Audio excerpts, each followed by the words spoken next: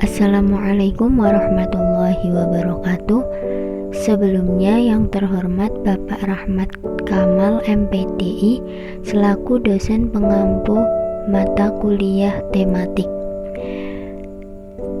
Di sini kelompok 10 akan menjelaskan tentang pengembangan instrumen asesmen sesuai dengan metode penilaian yang ditetapkan dalam RPP pembelajaran tematik.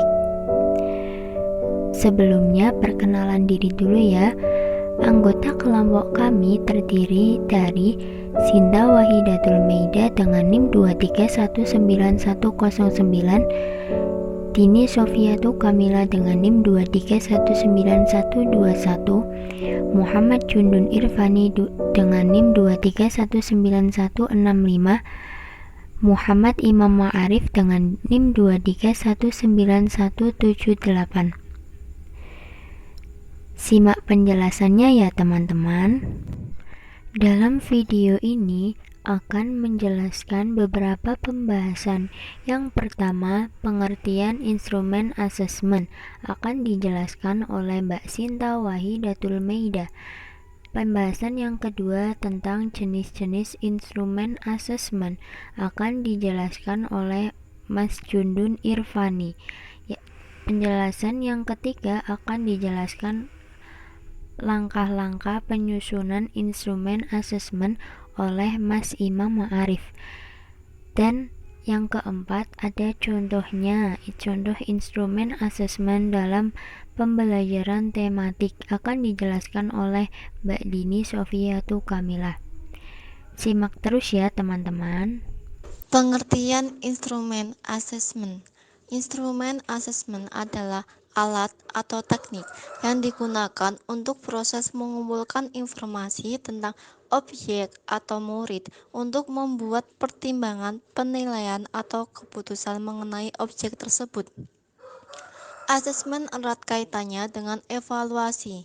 Asesmen dan evaluasi memiliki persamaan, yakni keduanya adalah sebuah penilaian yang membutuhkan suatu instrumen khusus sebagai bahan pertimbangan dan alat untuk memperoleh informasi yang dibutuhkan dari objek yang dinilai. Misalnya adalah keduanya menggunakan instrumen berupa tes. Akan tetapi, keduanya berbeda karena ruang lingkup asesmen lebih kecil daripada evaluasi. Asesmen adalah bagian dari evaluasi yang bertugas untuk memberikan penilaian terhadap hasil pembelajaran oleh siswa, sedangkan evaluasi ruang lingkupnya lebih kompleks yang mencakup semua sistem dan membutuhkan instrumen dan tahapan yang lebih banyak daripada asesmen. Selanjutnya yakni jenis-jenis instrumen asesmen. Yang pertama yakni tes objektif. Tes objektif adalah tes tertulis yang menurut siswa memilih jawaban yang telah disediakan atau memberikan jawaban singkat dan pemeriksaannya dilakukan secara objektif atau seragam terhadap semua murid. Ada beberapa jenis tes berbentuk objektif, yakni pilihan ganda, bentuk pilihan benar salah, menjodohkan, dan isian singkat. Selanjutnya yakni ada tes non-objektif. Tes non-objektif atau disebut tes uraian yaitu tes yang pertanyaannya membutuhkan jawaban peserta didik untuk menguraikan, mengorganisasikan dan menyatakan jawaban dengan kata-katanya sendiri dalam bentuk teknik dan gaya yang berbeda satu dengan yang lain. Bentuk uraian sering juga disebut bentuk subjektif karena dalam pelaksanaannya sering dipengaruhi oleh faktor subjektif guru. Nah, tes ini juga cocok digunakan untuk bidang studi ilmu-ilmu sosial. C. Langkah-langkah penyusunan instrumen asesmen. Untuk mendapatkan data yang akurat dari siswa yang akan diakses diperlukan instrumen yang memadai. Rohayati dan Alimin mengemukakan bahwa ada beberapa langkah yang harus ditempuh guru dalam penyusunan instrumen asesmen. Langkah penyusunan instrumen yang dimaksud adalah menetapkan aspek dan ruang lingkup yang akan diakses, menetapkan ruang lingkup, yaitu memilih komponen mana dari bidang yang akan diakses, menyusun kisi-kisi instrumen asesmen, dan mengembangkan butir soal berdasarkan kisi-kisi yang telah dibuat. Berikut penjelasan masing-masing langkah. Yang pertama, memahami aspek dan ruang lingkup yang akan diakses. Merujuk kepada ruang lingkup asesmen dalam pendidikan bagi ABK, guru seyogyanya memiliki pemahaman yang komprehensif tentang bidang yang akan diakses. Asesmen hanya akan bermakna jika guru atau asesor mengetahui organisasi materi, jenis keterampilan yang akan dikembangkan, serta tahap-tahap perkembangan anak.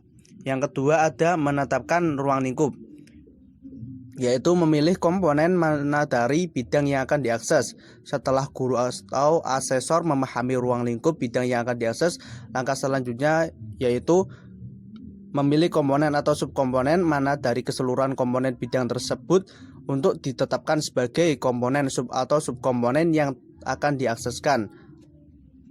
Yang ketiga yaitu menyusun kisi-kisi instrumen asesmen.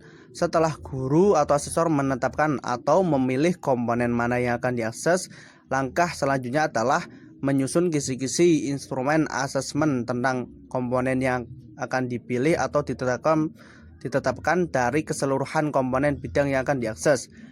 Yang keempat ada mengembangkan butir soal berdasarkan kisi-kisi yang telah dibuat. Langkah selanjutnya adalah mengembangkan butir-butir soal tentang keterampilan atau subketerampilan dari kisi-kisi yang telah dibuat sebelumnya. Sama halnya dengan penyusunan kisi-kisi, pengembangan butir soal dapat dibuat dalam bentuk daftar atau tabel. Selanjutnya, cara mengetahui prosedur pengembangan instrumen asesmen itu dengan mengidentifikasi masalah terkait dengan perangkat asesmen yang akan dikembangkan.